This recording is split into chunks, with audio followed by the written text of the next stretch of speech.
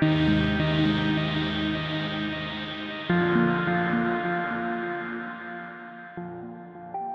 Sitompul marah saat disinggung nama Miha Vita Wijaya terseret dalam rumah tangganya dengan Desire Tarigan.